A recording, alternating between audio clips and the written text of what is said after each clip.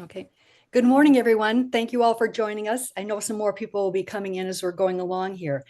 We've been chatting as we've been waiting for this to start with Jeanette, and I'm particularly excited to hear what she has to say because trees are so important to our environment, and we're learning more and more about that every day. We've been working on the South Avenue project to try to replant 140 trees so we'll have a nice shady street coming in that we had 20 years ago. But unfortunately, things have died in the meantime. We're hitting a little snags, though, a few snags with state requirements. And we're working with the town, obviously, and the state government to figure out, what is allowed. And it's interesting to see how Jeanette was talking about how things that requirements we may have here might not be the appropriate ones. So we'll see where it all goes. But anyway, look forward to a nice shady South Avenue sometime. Okay, and Robin has announcements she wants to bring us up to date on. Good morning, everyone. Just want to let you know that the February newsletter is out. It's on our website, and a big thank you to Betsy Samarco and Fanny Moran for putting it together once again. Just to let you know that the February's program, New Perennials, A Love Story with Deborah Chudd, is on our YouTube channel until April 30th. So if you want to watch it, do it now before it's off YouTube. Also in the newsletter will be the flower arranging workshop with Ty Tan, the Victorian tea, member garden visits, and the program with the New Canaan Garden Club, Growing Beautiful Food with Matthew Benson. So please head over to the newsletter and check everything out. And now to Angela, who will introduce our speaker this morning. Great, thank you, Robin. So we are welcoming Janette Monear from Dallas this morning. So she's an hour, earlier than us, but that's not too bad. It's only 8:30. Jeanette is the CEO of a nonprofit in Dallas called the Texas Trees Foundation. Their focus is to research the impacts of urban forestry, specifically on the environment, public health, and quality of life. So I think it's a really on topic discussion for us to be having, since this is a lot that we've been talking about up here in Connecticut.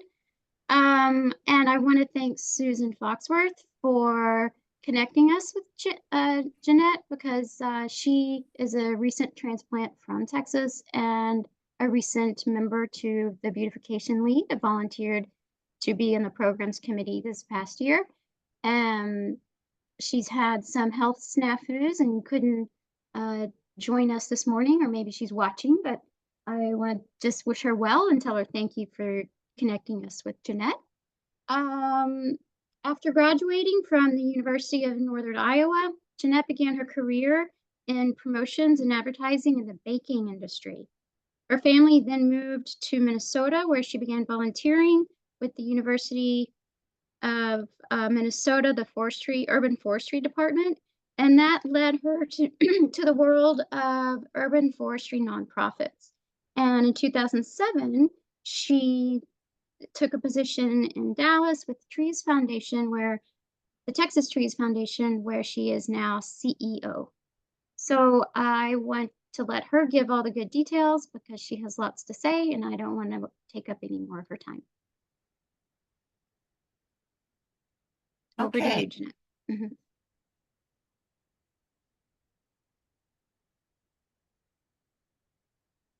Can you see my screen? Yes. Okay. Let me first of all say I'm glad to be here today. And it's always fun to talk trees. I think my career in urban forestry is one that was pretty non-conventional. I started in banking after college, and then I worked for the University of Minnesota, like she said, for 5 years. And I was doing volunteer work when Dr. David French, who is the world-renowned plant pathologist, came to me and said, can you help me with oak wilt and Dutch elm disease? And so I went on full-time with the university, worked there, and then went into the nonprofit world. But the thread that went through this was really about education and being able to really look at the natural environment in concert with human and how we respond to nature. The Texas Trees Foundation, I came down here in 2007. We started, at that time, I had a budget of about $250,000. We are right now at $47 million private nonprofit.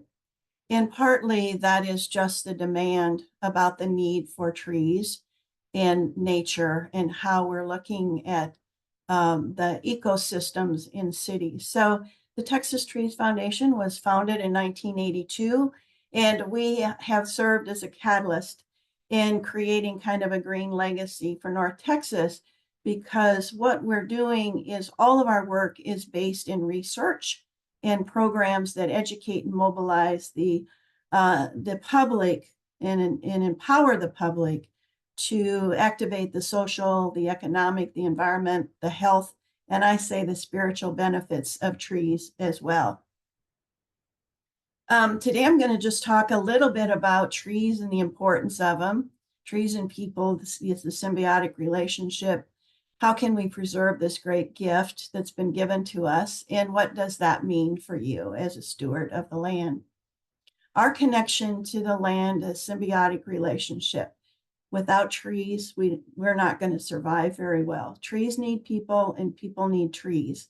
And if you look at our logo, which I'll go back to show you on the corner, we celebrate trees and people. And so we're really transforming lives and landscapes with the work that we're doing. Urban forestry is concentrated in urban areas, so it's in cities. And it's the art, science, and technology of managing trees and forest resources in and around where the majority of people live. And looking at how we can really bring to cities the aspects, the health aspects, and all of the important aspects of trees that they provide. When we talk about trees, I talk about the power of trees because they are pretty powerful. And the environmental aspects are creating and preserving a healthy environment, that interconnection, that ecosystem approach that trees provide for all sorts of things that we need. The economic, we know where there's more trees, there's more business. We know where there's more trees that the economic development follows. So a lot of times in the projects that we're doing, we're seeing new development and economic growth around the work that we're doing. Of course, the physical improving and sustaining human health for the trees are incredibly powerful in terms of the particulate matter that we breathe, cleaning the air, cleaning the water, redirecting water and watershed to control flooding. All of those things that we'll talk a little bit about. The social aspects, we use trees as a catalyst to bring people together in their communities to plant and enhance their neighborhoods. And then there's a spiritual connectedness that I believe personally we all have with trees. I do think that we have gotten away from really looking at that interconnectedness, but I'll talk a little bit about that in a second. The environmental benefits, we all know, and we've talked about, and we've learned in grade school, and we've forgotten about some of them. But I think that when you go back and you look at the importance of trees and all of these kind of the supporting, the envisioning, the regulating, the cultural, all of these ecosystem services that trees provide, it's really important.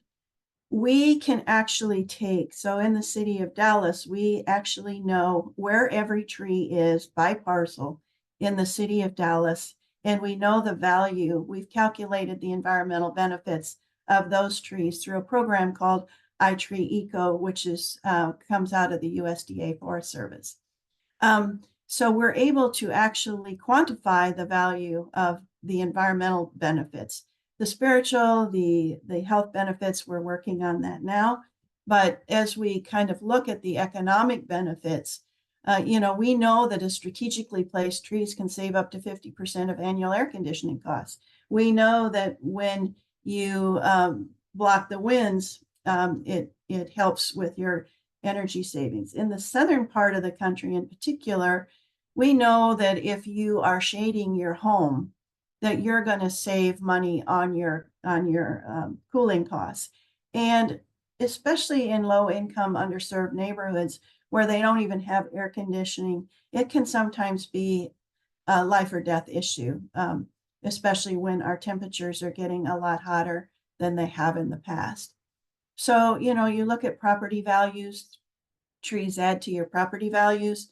And we also know that when there's trees, especially along streetscapes, people spend more time in those areas shopping, window shopping. They, if you go to a parking lot that has a few trees, but not a whole lot, you'll always see in the summertime typically, and even in the wintertime, to kind of stop the winds, cars are parked in the shade and under the trees. So we know the economic values of trees that can provide for businesses and energy and water quality. And we also know there's a lot of research now about trees and human health benefits. And this is where we focus because we feel as we're looking at trees in human health, you're going to capture all of those other benefits if you're really focusing on how you're designing and retrofitting in many ways in urban areas, the landscapes. And we've designed our landscapes a lot of times for cars. And now we're starting to look and say, okay, this isn't the most healthy.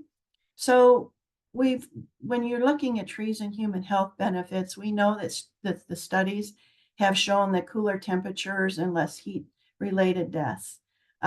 Within the last few years, there have been heat-related deaths, and we expect those to increase because of the urban heat island effect, especially in the southern region. In the northern region where you guys are, it's not as bad of an issue, but it could be, and it depends upon the percent of impervious surfaces that you have in the cities.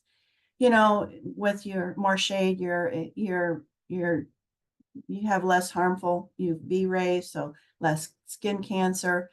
Active lifestyles make you healthier, and you're outside more when there's more trees. There was a project done in Chicago years ago, and it was a low-income neighborhood that HUD houses that were put in, and they never put any trees in. So there was high crime, and what they did is they went back and they brought the neighborhood together through tree planting. And what they found was that crime went way down and health went way up. Better health went way up because people were outside and they felt safe and they didn't have stress. So when you look at trees, they lower blood pressure and heart rate. They decrease cholesterol levels. They increase cortisol levels, so they make you much more calm when you're around trees. That's when you drive down a road and you hit a street that has more trees than the others, you will automatically put your foot on the brake because it pauses you a little bit when there's trees around. Trees improve immune system. So one of the things that you guys in Connecticut have is that you have more pine trees. Pine trees give off terpenes, and terpenes are it's kind of like essential oils. Your system takes it in, and there's particles in that actually are healing and help your immune system. We don't have pines here. But where you do have them, and when I was in Minnesota, I think it's get outside and get into the pine forest because it'll help your immune system, and any trees will really help do that. You know, if you look at all of these functions that I've listed here, I think one of the things that we're finding is that trees help decrease mental fatigue and stress. And we have a project we're doing in the Southwestern Medical District where we have over 3 million patients and visitors a year in the district. And so a lot of the work we're doing is to bring down the mental stress so people can not just be in the hospitals, but can get out into nature to interact with nature to bring down those stress levels. The research around this is becoming more and more. Back in, I think it was 1970s, there was some research done that just looking outside of a window after you've had surgery, you had 20% less postoperative complications. And you were out of the hospital a day early. So what they've done now is they've taken that and they've actually looked at, is it looking at really at nature or is it looking at photos of nature? And it's both. So even having nature, trees, neat trees and nature artwork in your home will kind of bring down those stress levels. That's why you'll see in hospitals, they're starting to really design in more gardens and put more trees in and have windows for people to look out onto nature rather than the side of a brick building. But this is an area where we're very concerned and very focused on, because the projects we have, we're doing pre and post research around it, working with Texas A&M, Southern Methodist University, and UT, University of Texas, Arlington. So our research, we have partners within the academia systems, and they are the ones that are working with the research more than we are. One of the things that we know is it's called biophilia, and nobody was talking about it until about 5 or 6 years ago. But biophilia is kind of the innately emotional affiliation of human beings to other living organisms.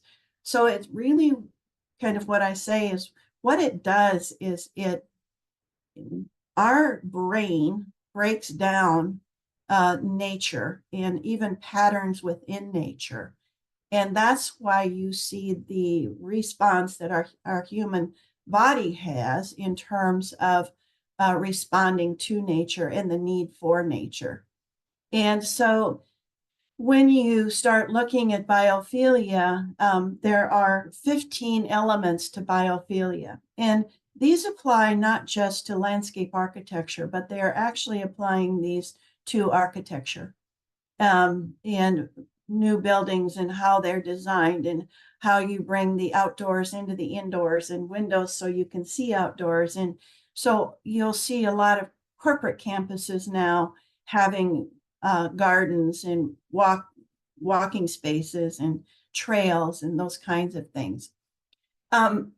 So as we look and we're designing all of our projects, we look at these 15 outcomes for biophilia and how that applies to some of the work we're doing. I think there's two that I love to talk about, and one is, you'll see towards the bottom, it's mystery. So when you are designing a place, people like to have some kind of mystery behind things. So one of those examples is if you've been to Washington, D.C., and you go up to DuPont Circle. And up in DuPont Circle, there is a pathway, a garden there, and you wouldn't know it was there if you didn't go and kind of peek around the corner. But human curiosity always likes to be there's a mystery, but we also like to be curious. And so that curiosity in design is important. And behind this wall of plant materials is a labyrinth. And so it's a place to stop and rest and take pause in the middle of a huge city that cars are going around DuPont Circle and people are moving all over the place. But it is kind of that place of mystery and intrigue. And it's also a place to kind of pause and take a deep breath. The other one, though, that I think we all can more relate to is what we call awe. And awe is really where you look at nature and you go, wow, this is beyond my conceptual ability to really understand how this got created and the beauty of it, and how you really it's just beyond kind of description sometimes. I put on this slide the Terrapin Bright Green, and Terrapin Bright Green is a company that is doing a lot of this biophilic design work. And I would encourage you just to go and understand what biophilia is, because it opens up another way and a whole new a way in how we're looking at nature. When you are not exposed to nature, what we're finding is that there is what we call nature deficit disorder. And I have to say, I have nature deficit disorder right now, because I am not out in nature enough. And my psyche and my body actually needs it. So this weekend, I'm finding where I can get out, put my feet on the ground, kind of be with trees, be with nature, and just kind of calm down. But I think we all spend a lot of time on our screens every day, at least I do. And when you start looking at children and young adults between ages of 8 and 18, they spend an average of 7.5 hours per day on their electronic and social media. And that should be a red flag for all of us, because it takes them from being outside and communing with nature and being inside of a screen that becomes addictive to them. So, you know, our phone habits, we're checking our phones all day long. I do. I am guilty of this. And I'm working on these screens and these phones all day long. And then, you know, land use and how we develop land in around urban areas, and the trees we take out matter. So not just about, so urban forestry isn't just about planting trees. It's actually really about protecting the resources we have and looking at land use in terms of a bigger concept of how do we balance the green and the gray infrastructure. So we started doing research in the city of Dallas in 2015. We did the State of the Dallas Urban Forest Report. We've done that, and we've done that. We do these reports for cities, but this really tells us what we have in our cities in terms of tree canopy, what percent of tree canopy that is, where does it need to be. City of Dallas has 30% tree canopy. It really needs to be a minimum of 37%. And so that means that we've got to plant a lot of trees, thousands of trees. But the problem is you're always planting, but then with growth, you're always taking away. So it's kind of one step forward, two back in terms of trying to keep up with the tree canopy. But it's not just planting trees, it's planting trees in the right place. When we did the State of the Dallas Urban Forest Report, one of the red flags for me when I saw that was that the city of Dallas has 35% impervious surface. That's a lot of concrete. And so we did a study, the Urban Heat Island Management Study, because the best way to mitigate urban heat is to plant trees. And so we did this with Georgia Tech, Dr. Brian Stone. We were the second city in the country, this was the second study in the country that showed that the Dallas was actually heating up behind Phoenix the fastest. So when you start looking at these kinds of things that are impacting your city, then you start kind of being more systematic and looking and strategic really about how you're trying to move things forward. So what we did with the city of Dallas, we then did a Dallas Urban Forestry Master Plan, which was passed in 2021, which gave them the incremental steps to actually managing and caring for this green infrastructure that's extremely important in cities. So, you know, the thing about it is, I call it, we're doing strategic planning. We're not, and tree planting. We're not doing tree plopping. And when you just plop trees in the ground in urban areas, it's not always helpful. Because one of the things we do know in urban areas, especially large urban areas, is that the trees are not distributed equally.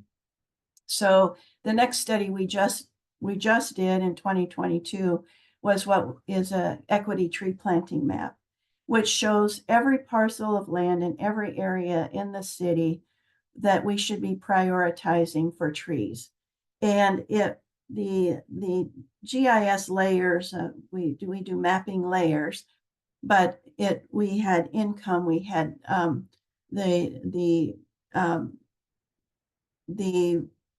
percent of tree canopy that's there, the urban heat, you know, the bare ground.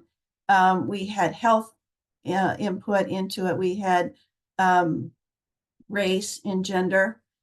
So we can see, we know exactly in the city of Dallas right now, by district, by council district, where we need to plant trees and where we need to make investments, which, remember, we talked about all of those benefits that they provide. And that includes public safety. It includes health. It includes even some of these areas are so low income that they have no shade and they have high percentage of impervious surface. So we have now embarked on a project with the city of Dallas and with each of our council members, identifying 10 areas within each of their districts to start doing planting projects around, so we can make the tree canopy across the city more equitable. The urban heat island effect is going to affect everybody, not just us. And one of the things that we know is that in urban areas that it's approximately 15 degrees hotter. And what we also know through some research we did last year in our parking lots, that our parking lots on some hot days can reach up to 160 degrees. That's killer heat. When we opened the car doors, it was 120 degrees in the cars. And so the way that we design our parking lots, the way that we, with more trees, and the way that we start looking at how do we bring down urban heat to reduce the impact. So what happens is the heat, the concrete, it heats up during the day, but it doesn't really have time at night to cool down.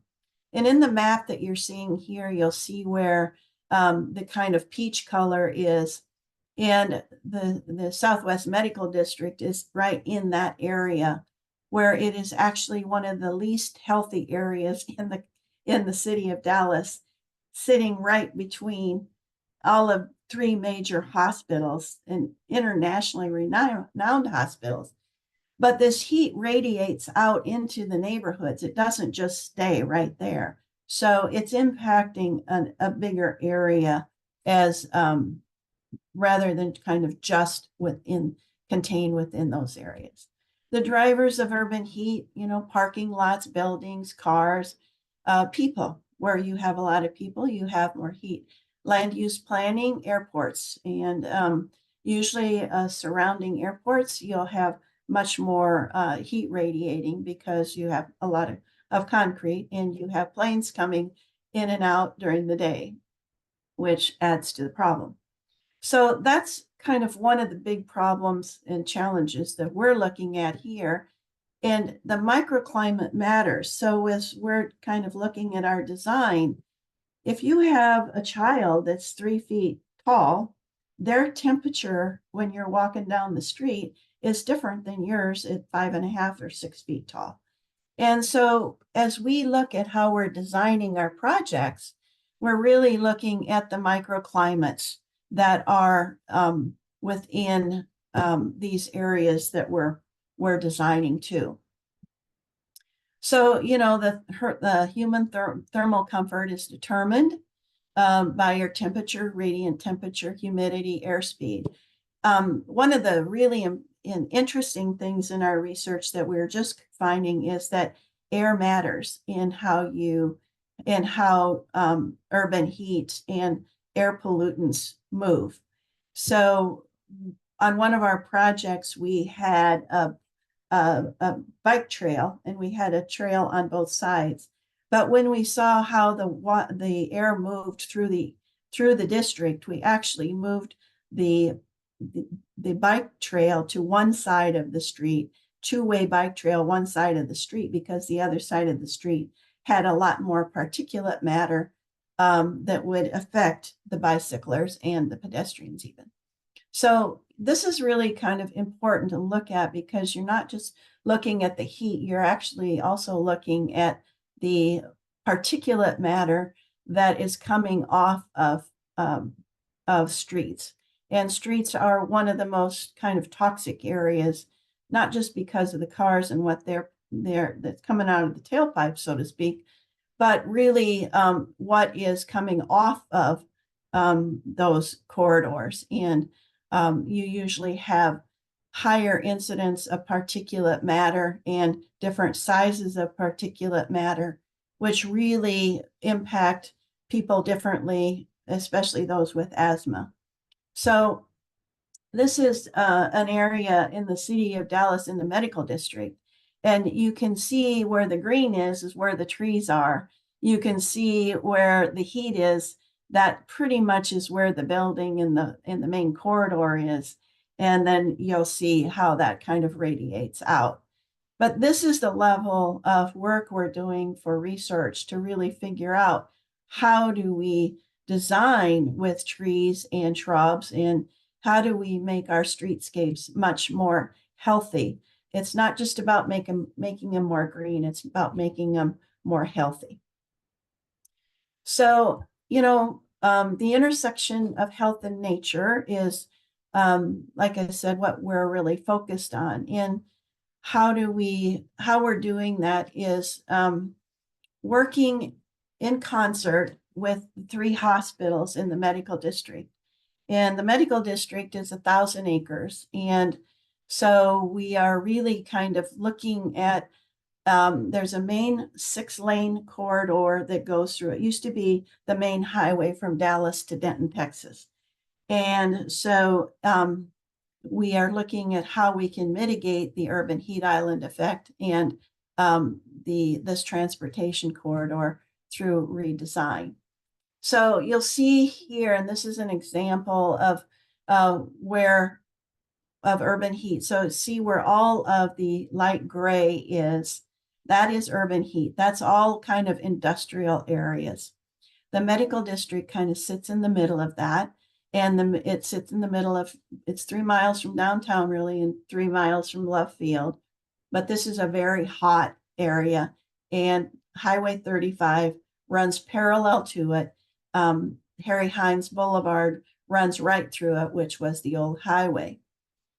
But when you look at an area like this, and whether it's 37,000 employees or 5,000 employees, doesn't matter. You're starting to look at what is the impact of this area on humans. And so we started looking at this and began to then design what should be here. So this is Harry Hines today. And so as we start looking at it, this is kind of some designs. We've upgraded these designs in the last week. I didn't have the schematics to show you, but how we're kind of redesigning this district to bring in more trees and to bring in more shrubs, using topography to kind of offset some of the wind flow for particulate matter and other things. So this is more of where it will look like when we do the streetscape part of it, which is about two miles.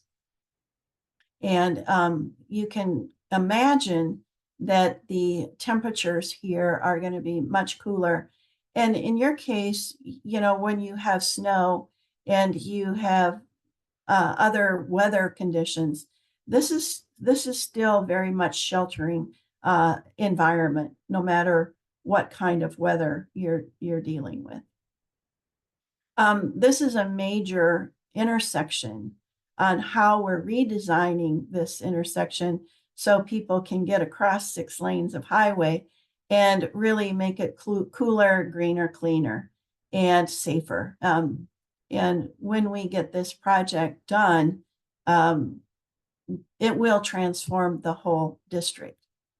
So this will kind of look and be more of what the sense of feel that you'll have. Along the 2.5-mile corridor too, we are incorporating a lot of art, because art, like nature, can bring down stress and help mental fatigue. This is the intersection. This is an old clover leaf within this district, and the existing intersection is really bleak and pretty horrible. This is where a lot of pollution is, because you have so many cars going through this a day, both on Inwood, which is the road that goes underneath, and above on Harry Hines. You'll see on the right-hand side of your screen the redesigned intersection. So it will be an arboretum, kind of more garden space. It's not an activated park like some that you see where you can go and kick balls around or whatever.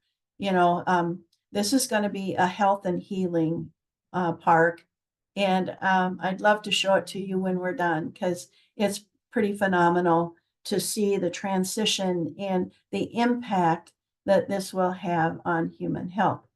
Adjacent to this is a rookery, and is another what we call the O'Donnell Park. So our 14 acres within this intersection is really expanded because of the rookery and the other park areas, and then it will continue down the corridor. So, you know, if you imagine a green, kind of inclusive, safe, accessible health district, it will be completely different than what you saw in the beginning, where there's no trees, there's no landscaping, there's no crosswalks really, and it's just much easier for you environment for people to be in. We're working with a lot of the doctors within the district, and a lot of the physical therapists have said that they will take patients out into this area to do physical therapy. And the doctors have told us that they will start having meetings once this is done to get their people out. One of the things that we found is during COVID, nurses and doctors had really no place to go to take a deep breath and to kind of recenter themselves, and then get back into the hospital. So they're all looking forward to having a space dedicated for the work that they do.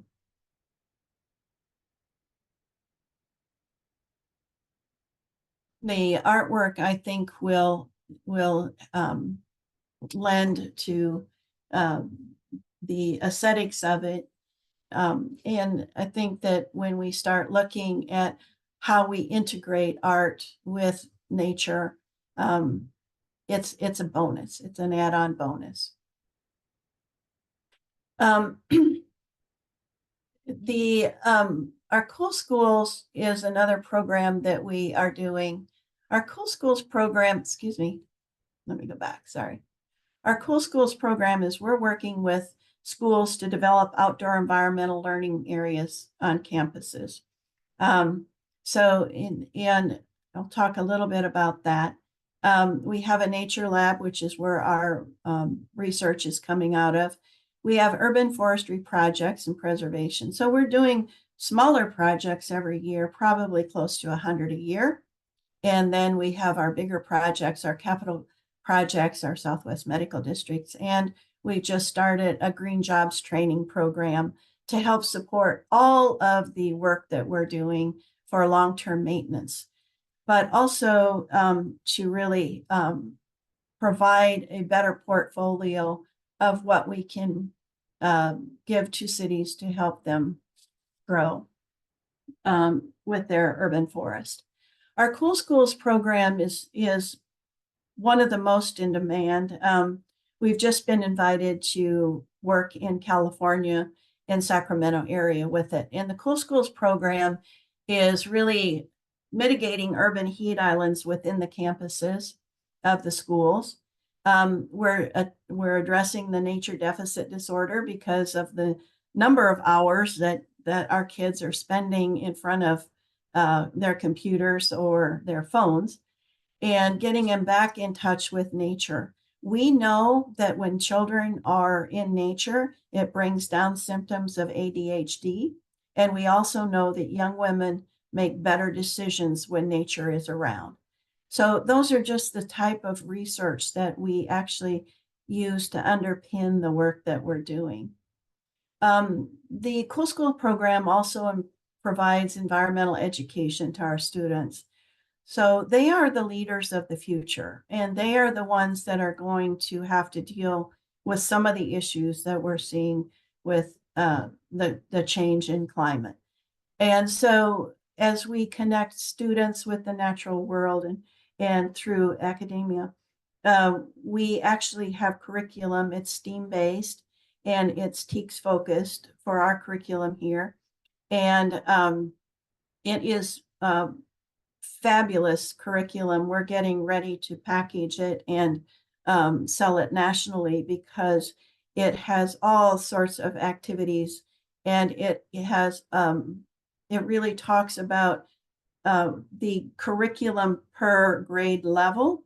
So when we get to middle and in high schools, we're talking more about careers in urban forestry and adjacent, careers that in GIS mapping and doing different things around the environment. And then, we get the kids involved in all of the work that we're doing at their schools to create land stewards. Hands-on learning for children really reinforces the classroom education. But because most kids are kinetic learners and they actually love being outside, and I'm often somebody's often pulling on my shirt and saying, tree lady, this is the best day of my life. And it is the best day of their life sometimes. And it's a meaningful activity for them. And they typically will talk about it for a long time. And we've even seen where a lot of the kids will bring their grandparents and their families back, and some of them bring their own families back later. These are, our program isn't just about planting trees. We're putting in outdoor learning areas, and we're putting in new campuses, new playgrounds, and the playgrounds are nature-based. So they're all wooden, and they're playful, and their outdoor activities are really a lot of fun. So if you can see, they can go down the slide or they can roll down the hill. But typically in a campus, when we start, there's less than 3% tree canopy, and we have 30% when we're done. And it's an outdoor arboretum for the children to learn tree ID and all sorts of things. And as those trees grow, the ecosystems change, so they can start looking at what different kinds of birds are coming in and what kind of butterflies they have, because we'll sometimes put in butterfly gardens, or in some cases we have put in vegetable gardens, but that's not typical because vegetable gardens are harder for long-term maintenance than the campuses that we're designing. So we look at watershed management on our campuses. We look at shade. We look at the interaction between education and the development of the areas with the development of the students. So, we want to increase the exposure to outdoor green space. Like I said, it relieves the symptoms of ADHD. And what we also found is that when kids are outside, they do better in the classroom. So you give the kids the breaks, but the more trees there are, the more oxygen there is on those campuses. And the more oxygen, the better the brain functions. So we're really, the impact of the program is pretty amazing on what we're seeing, especially in terms of some of the challenges that we have seen. So all of our campuses have a half-mile trail typically, and so the kids can walk the trail. One principal, when she has students that are misbehaving, she sends them out to walk the trail a couple of rounds, and they come back in completely different in terms of how their tension and their stress levels are. So you can see that if you're intentional about where you're planting trees, how you're planting trees, and how you're educating, it's really important to outcomes of not just learning, but student health and well-being. One of the things we did is we did a study around schools to see what the particulate matter was, because you have a lot of idling around schools. And so we know that air quality around schools is oftentimes poorer than in other areas. So we did a study, and what we found was there are certain materials, plant materials, that are better than others to take up the particulate matter, and at different heights even. So that's how detailed we're getting in our work to be able to offset some of the challenges, the environmental challenges that we have. So this helps drive the kinds of plant materials that we are planting.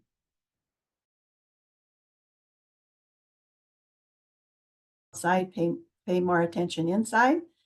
STEAM-based TEKS-aligned curriculum is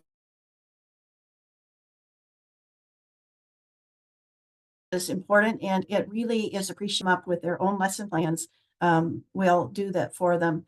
And some of the things that we have, if you go to our website, you will see that we have activities for the children there. And we put them up a lot during COVID, so they could get outside and do education on their own. The scavenger hunts are really one of the things that I think you would enjoy sharing with young people and families, because they would go out as families. And so, these are the challenge that we have in research. Is it's really hard to quantify the impacts, because it's hard to get into school districts where you can do research. And we understand that, but we're starting to kind of look at how we can best do that. Because if we can understand, especially on a campus that's more contained, we can really understand on a larger scale the impacts of these kinds of programs for our children and others. So, whether you're doing environmental education to students, we have them come out to our tree farm. We have a tree farm. We just had over 100 students out yesterday or the day before, and it's a field trip that they really like to be doing. This Lisa Lovato, I always put this quote in when I'm doing presentations. She is the one that student engagement is improving and student discipline issues are decreasing as a result of the children interacting with nature, which satisfies their curiosity and allows them to solve problems in a real world setting. And Lisa is the one principal, when we first started this, that she's the one I was telling you about that sent her children out to walk the trail. And she actually then was teaching the kids to do some meditation as they walked. And so, you know, we're in a place with our education that these are the kinds of things, besides just sitting in a classroom learning, that are really helpful in moving not just environmental education forward, but investing in our children in a different way.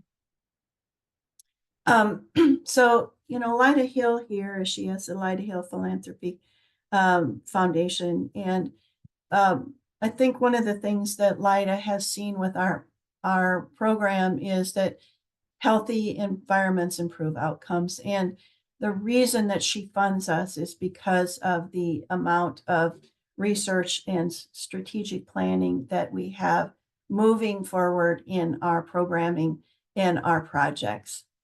So our living lab, we're looking at water quality, social cohesion, all of these things around trees.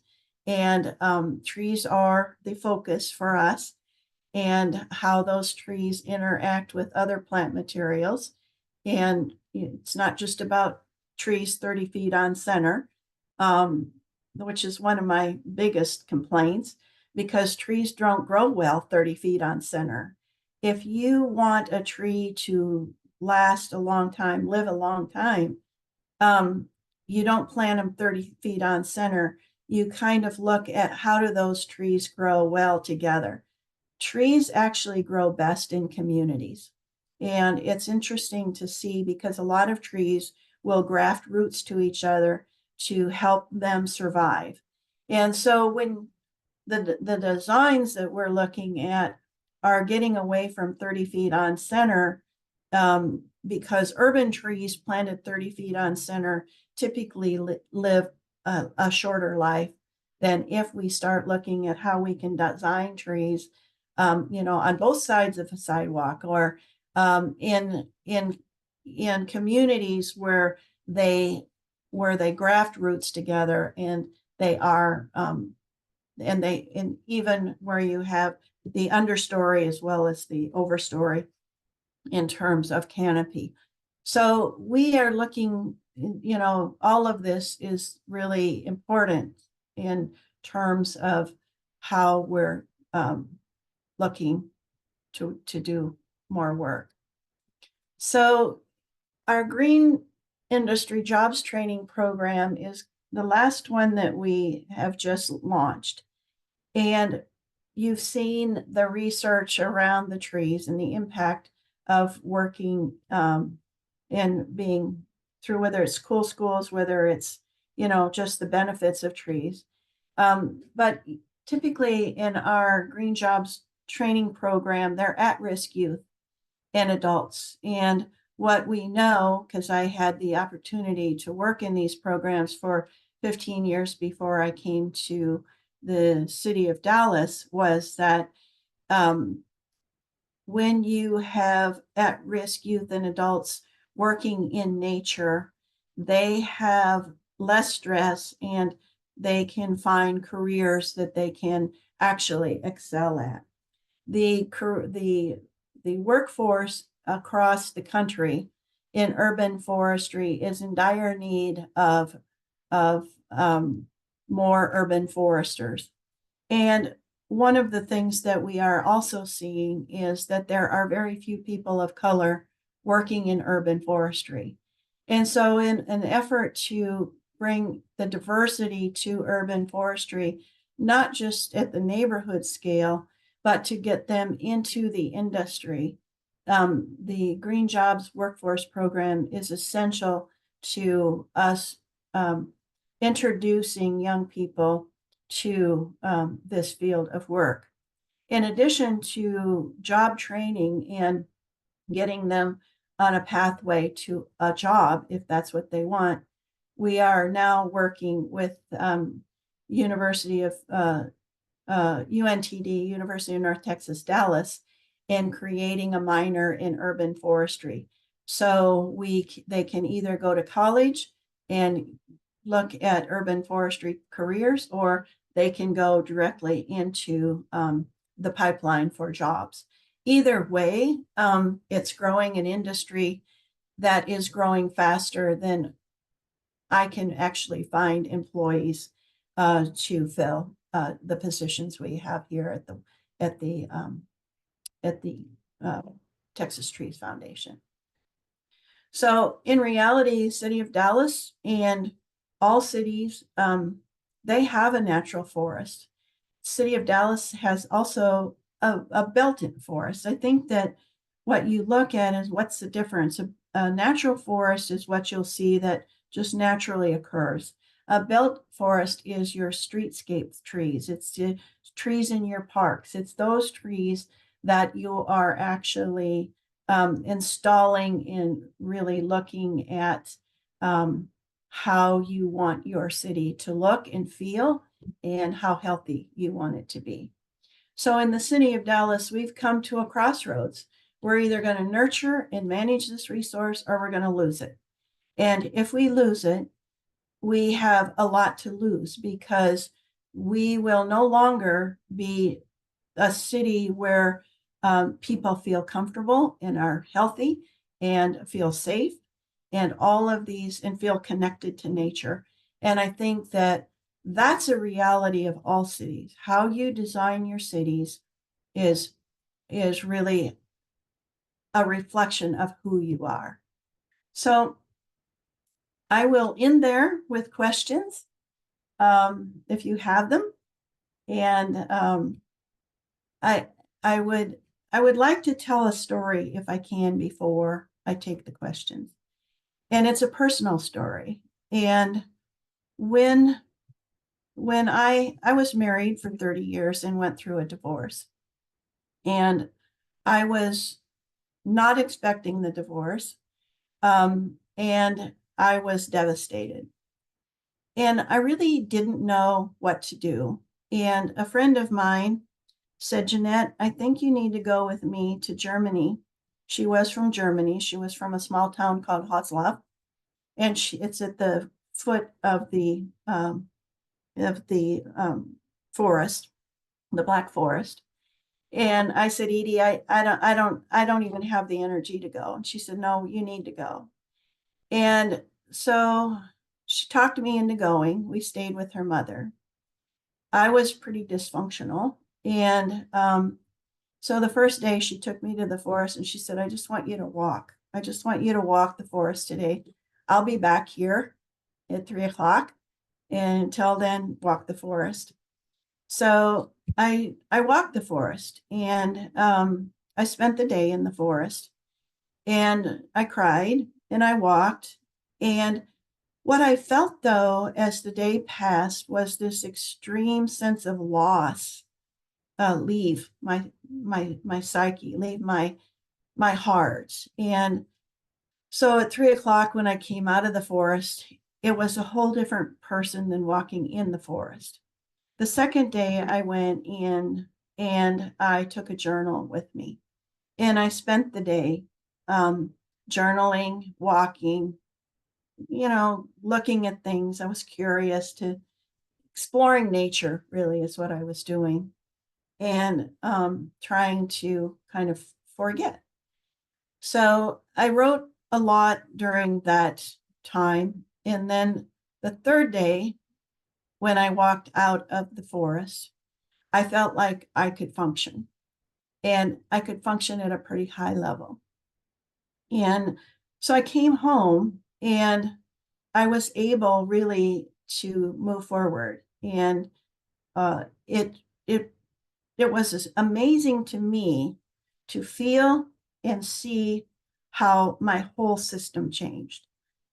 And what I learned from that, and what I learned later from the Native American community when I did the public television documentary Spirit of the Trees, is there is this spiritual connection that we don't understand, but that, when you go into the forest, yes, there's more oxygen. Yes, there's terpenes. Yes, there are these things that are healing, but there's also this psychological impact that trees have. And I share this because it was reinforced when I did the documentary from the Native American community, but it was always, it was always, and it still is with me, an experience that I know can help. And the Japanese have always done forest bathing.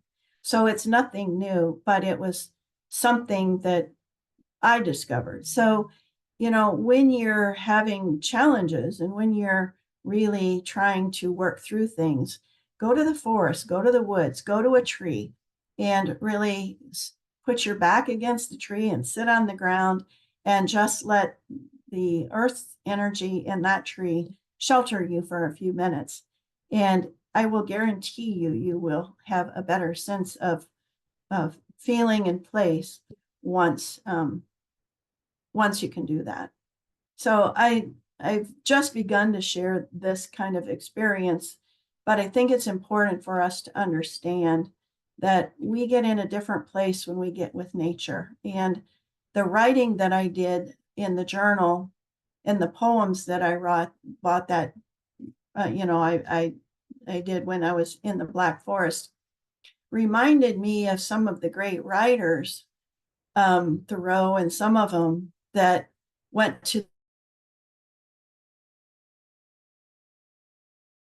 the woods and their experience poems, and you can relate better to where they were when they were writing. So I hope that kind of sharing encourages you to get into the woods and get with the trees and really be more conscientious and cognizant of the importance of trees in our lives. Questions?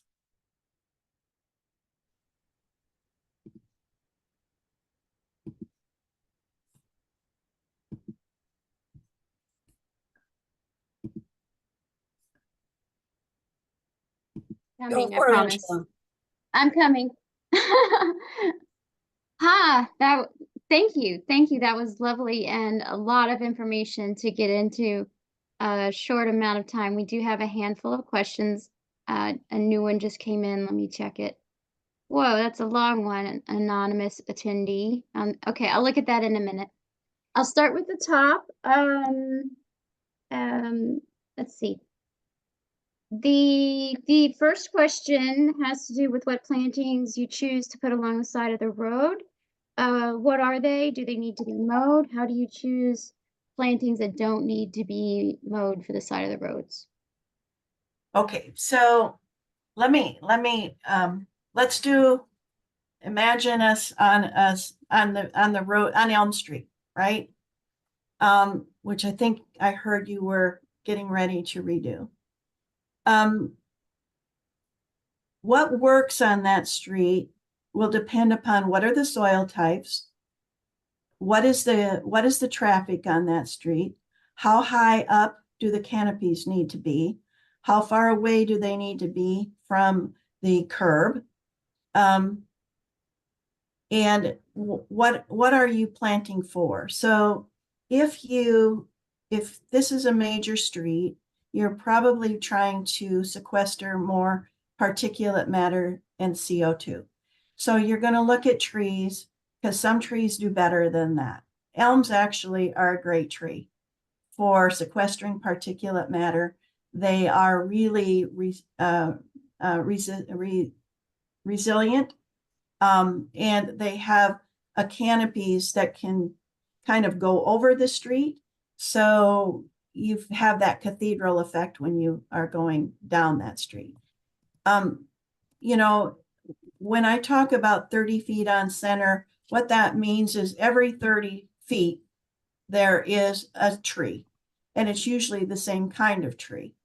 So you don't want to have a monoculture.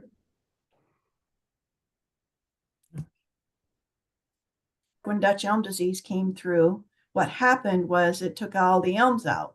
So all of our street trees, a lot of them went down. So now they've propagated new elm trees that are disease resistant, but they still have the qualities that you need to sequester CO2 and be resilient to ice and salt and things that you would use along a public right of way like that. Well, so we have the Merritt Parkway. I'm guessing you're familiar with the Merritt Parkway. Am I Go ahead. frozen? Am I frozen? So the Merritt Parkway is a highway just here by New Canaan, and there's a median. They're redoing a lot of it. What would be good plantings to put in that sort of? It's a high volume highway. We would like it to have, native plants that don't have to be mowed. How would we choose something good for that? I don't know your plant palettes there, Uh-huh. but I would say that you look at things. One is you have to have sight lines. So you're looking for if the police are going down, they want to be able to see through shrubs, right? So Mhm. you have to look at the safety. You have to look at what plants sequester CO2 and particulate matter the best. You have to look at the size and heights of trees. You have to look in terms of not just rows of trees, but how can you actually create a grove of trees? And so it's a more comprehensive approach to design, especially back a curb or on a median. A lot of times in medians, we've done a lot of medians where we don't put just a row of trees down. We'll put kind of at an angle, 3 trees and then 3 trees and then 3 trees and 3 trees. So you've got more trees actually in that median than just one row. And you can look at, what else underneath, what do you need underneath the trees? What is the understory of that? Is it more trees? Is it some shrubs? One of the things that we found when I talk about topography is that sometimes if your topography is higher, you're going to capture the particulate matter in the lanes rather than moving it through. So there's all of those things that a landscape architect will be able to help you kind of design it. But I would encourage you to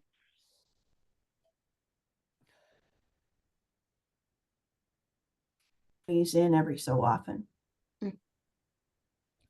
The next question has to do with the medical center design. And that's just really beautiful. I think I'm frozen. I'm sorry. Am I back? You're back. Okay, thank you. Anyway, the medical center design is just amazing. Who decides which trees and plants are selected for those places? How are those decisions made? Would you repeat that? You cut out a little bit on the front Oh, end I'm of that. sorry. The trees, the decisions for what trees and plantings will be put in the medical center design. How are those decisions made?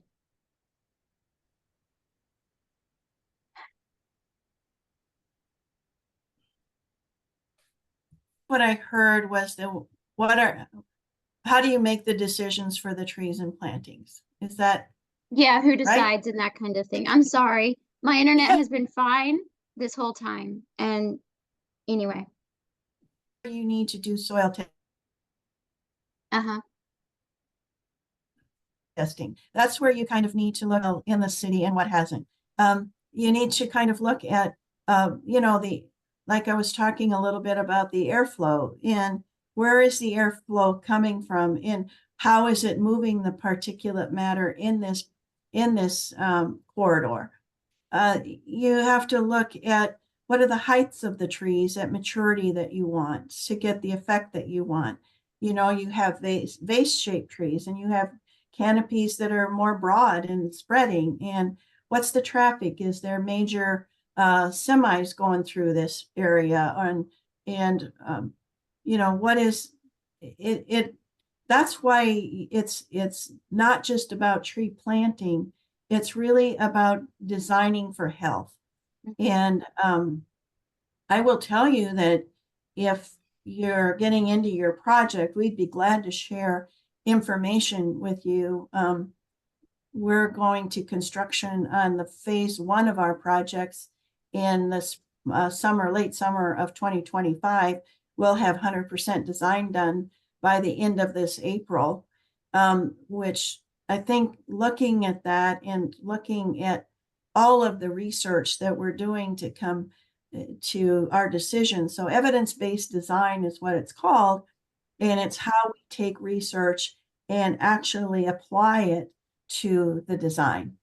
And I think that if you're looking at, by the end of probably April or May, you would be able to kind of look and see exactly what we've done in terms of safety. Where, you can look at where are your crashes along this corridor, because if people are going fast because of crashes, you can do plantings to slow traffic down.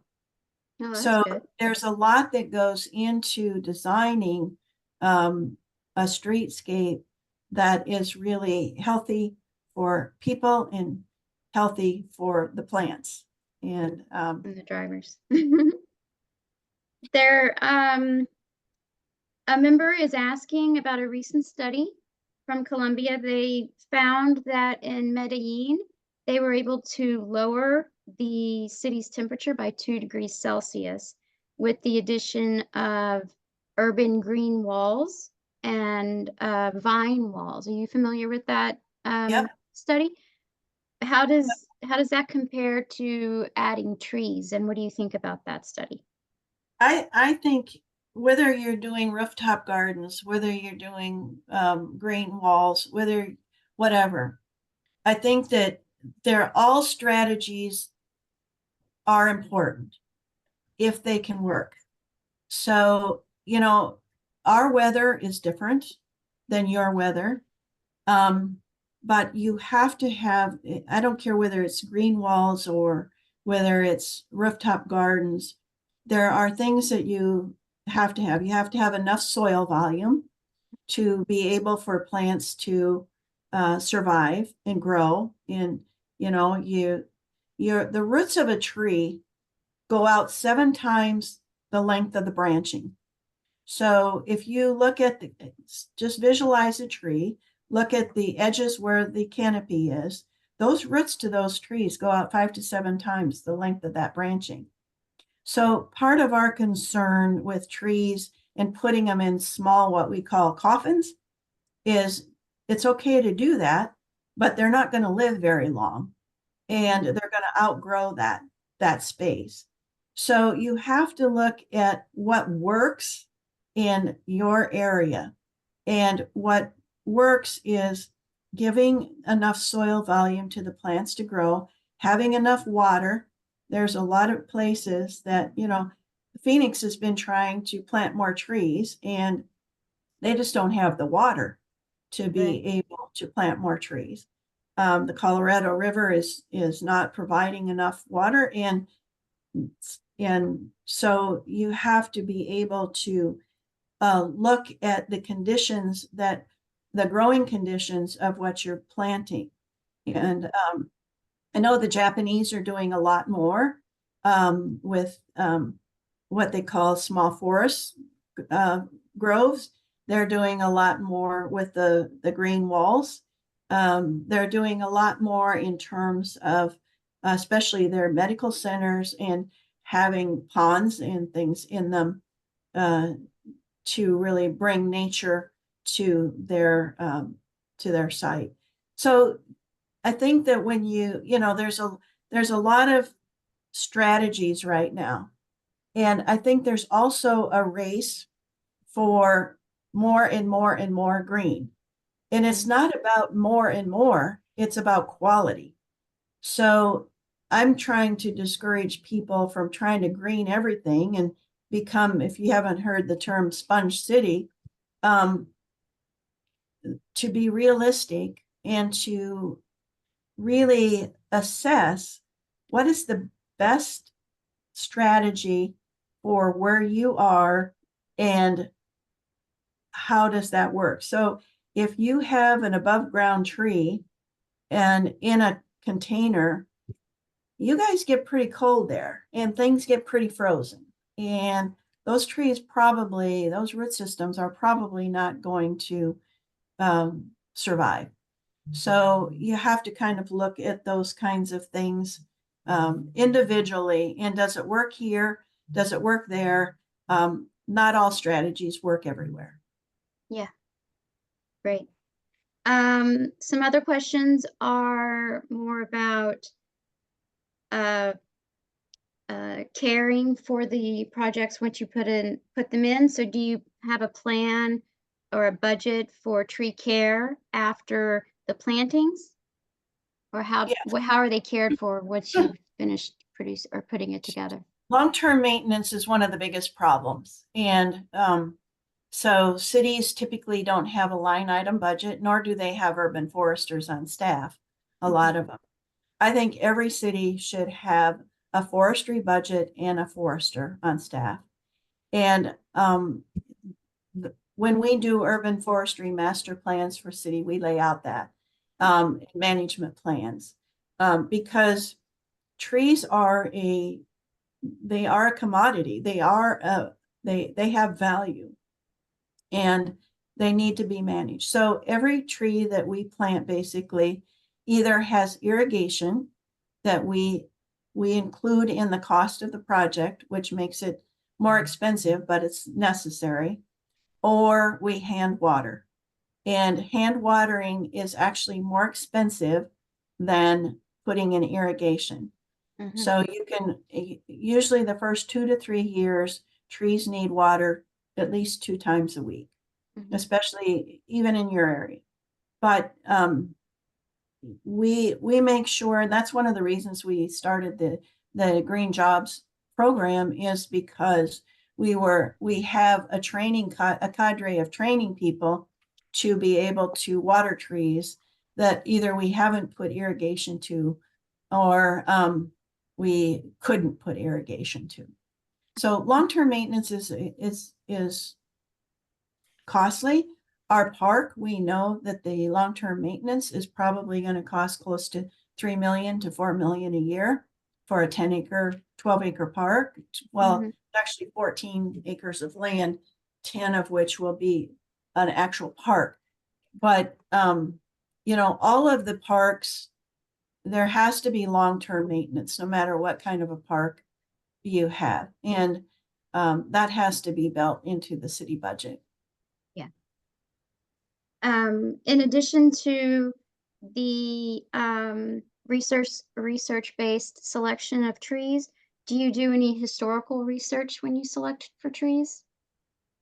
Yes, we do. And actually we have on the Southwest Medical District, we have a book that we've written about the history of the district before it was the district.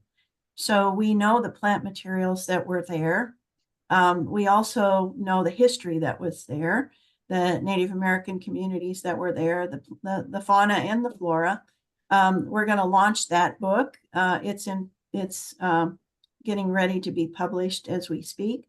I think it's important to look at the history of the areas where you're working in. That doesn't necessarily mean that that history should drive what you plant. So one of the things we found is because of all of the construction in the medical district over time, the soils are no longer native soils. So yes, we know what native plants were there at the time, but we also don't necessarily, number one, want to plant those because of reasons that they're thorny or they're messy or you just can't get them in the industry anymore.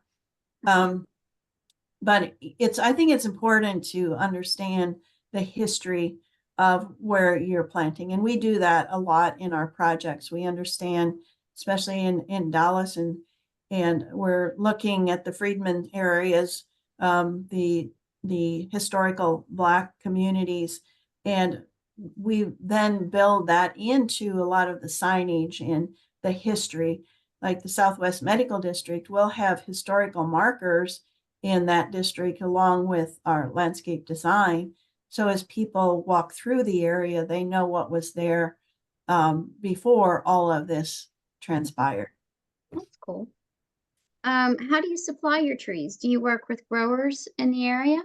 Yes, and I think that the the industry, I think, is short on trees right now because of the demand. So we have a couple things. We'll contract to grow, knowing that we're going to put 8,000 trees in a project, or we'll find a grower that we feel they're using best management practices, and then you have to be able. I like to go out and actually tag our own trees. So you go out to the field and you know what you're gonna get. And even if you have a landscape architect that's working with you, I like to have our people go out and tag the trees, because I'm not going to rely on substandard trees when I'm spending the kind of money to get them in the ground. Sure. So we go out and we look for trees that don't have codominance. We look for trees that aren't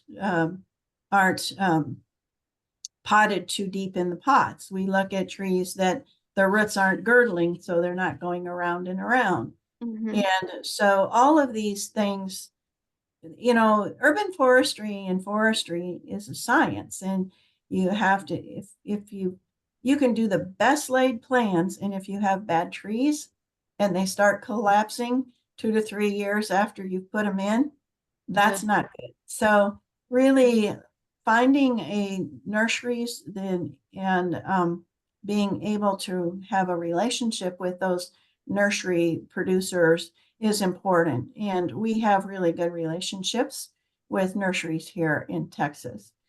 We can't always get what we want. I think elms for us are one of those trees that we're going to have to import from probably Arkansas or Oklahoma or farther north. But I think that we do that knowing that we're piloting that project. And sometimes even when we do that, we'll put a sign there.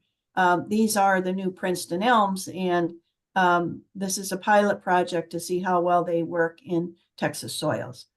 So I think the nursery industry is trying to keep up with the demand.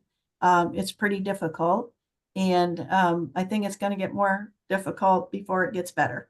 Well, and trees are a bit slow growing, right? Some are, some aren't. It depends on the species of trees. Another attendee is asking about a suburban area, and I'll just read the whole question to make sure I get the whole point across.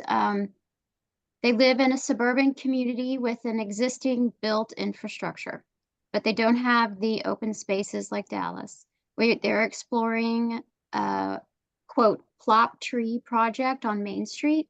They have limited space. Can you suggest how to start improving the suburban forest? They would really like to see what happens with improving the limited, I'm assuming it's with sidewalks and parking lots and that sort of thing. That's a good question. And my answer is this. And when you get into suburban areas, probably the most important areas are your parks, are your public right-of-ways, and your private lands. In suburban areas, private homeowners can plant more trees and really add to the percent of tree canopy in a city quicker and in some ways better than the municipalities can themselves. So I say a lot of times to people, think about your neighborhood and how do you want that neighborhood to look? So if you've only got a few trees on private lands, get your neighbors to plant more trees and really kind of increase the tree canopy on private lands. Then look to extend where can you plant on public lands.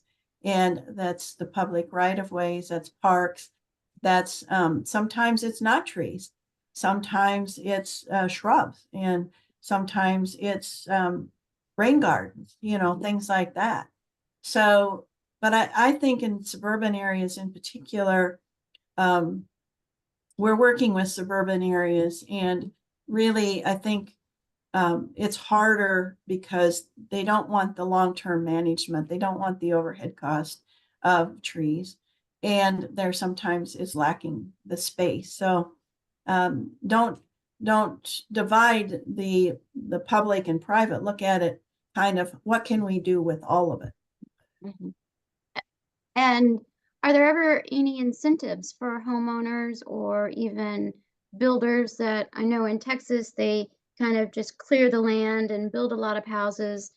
Um, are there any incentives down there or anywhere really in the country that would, convince these builders or homeowners to not just cut down everything or at least to replace the trees that they've cut down? So the best way that I have found over my career to help builders and developers is to get them to really understand the importance of the trees on their new developments.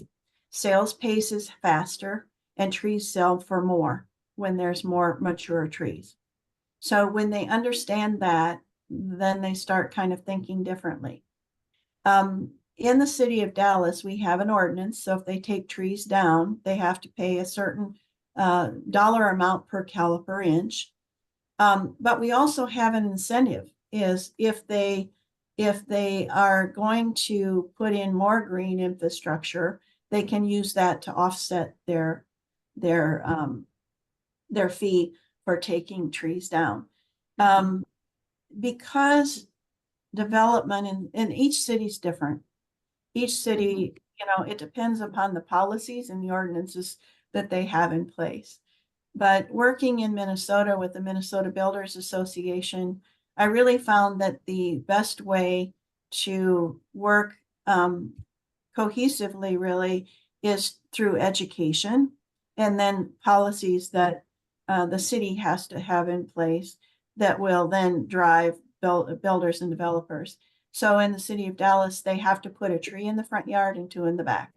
And so if they're going to, and if, a lot of the developers, especially on bigger developments, especially in suburban areas, they actually really want to make the entryways nicer. They want to make the streetscapes nicer.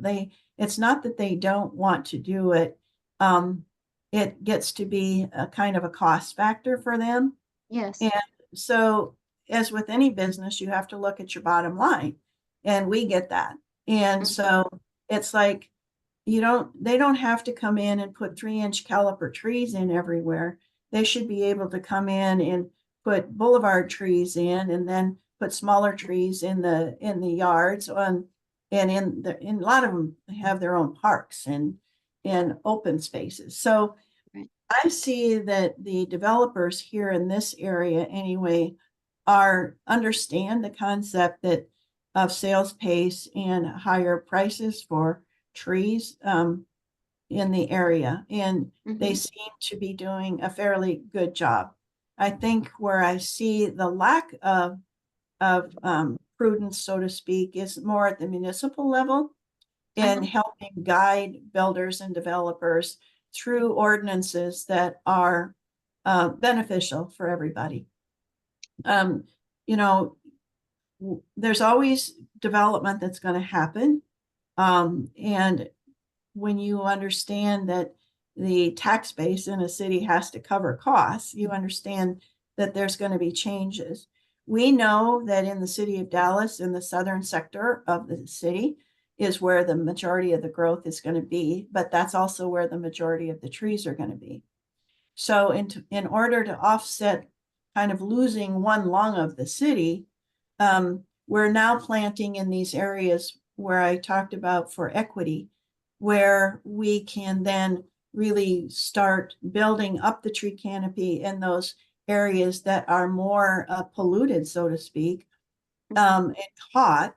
And knowing that we're going to lose some trees in the southern district, but looking at then how how can they work better with the builders and developers to design those areas and look at a park, in open space within those areas. And most of the developers that I'm working with are engaged in that kind of work with cities. That's good to hear. We do have confirmation that the tree planted on Elm Street at the train station on Elm Street is a Princeton elm. I think we were talking about that a little bit earlier. The next question is about the Dallas tree survey. It just seems like a huge undertaking. How was that done? It is a huge undertaking. And the urban forestry master plan was a big deal. We know that if Dallas lost all of the trees, a tornado came through and took every tree down in Dallas, it would cost us over $9 billion to replace them. And we, if you go online to texastrees.org and to our reports, you can kind of go through that report and see. We know that there's 1.8 million potential tree planting sites in the city of Dallas. And we know exactly what parcel of land those are. So those kinds of studies are, I don't think that expensive. I think you're probably going in for like 200,000 to do a study like that. But they lay the groundwork and they justify the needs. And I think that without all of those research projects that you saw that we did, City of Dallas wouldn't have their comprehensive environmental plan. They wouldn't be doing a lot of what they are doing now in terms of environmental quality. So I think that those kinds of research projects lay the groundwork and justify the costs. And I think that the more people, the more cities that do those kinds of studies, the better it is. And a lot of that GIS mapping is available through different sources. You don't necessarily have to have some of those things done. I think American Forests has done kind of overall equity tree planting mapping across the country. I'm not sure if they've done it for your area. I think they did though. And so there are things that are free that you can get access to. There are things that you'll need to do in your city to really align and refine that data that you get. So originally though, to get the data, did someone drive around? Were there people driving around tallying up the trees? How was that done? So a lot of that is through what we call GIS data. So it's aerial Oh, data. okay. And then what we do is, and in that one in particular, we ground truth.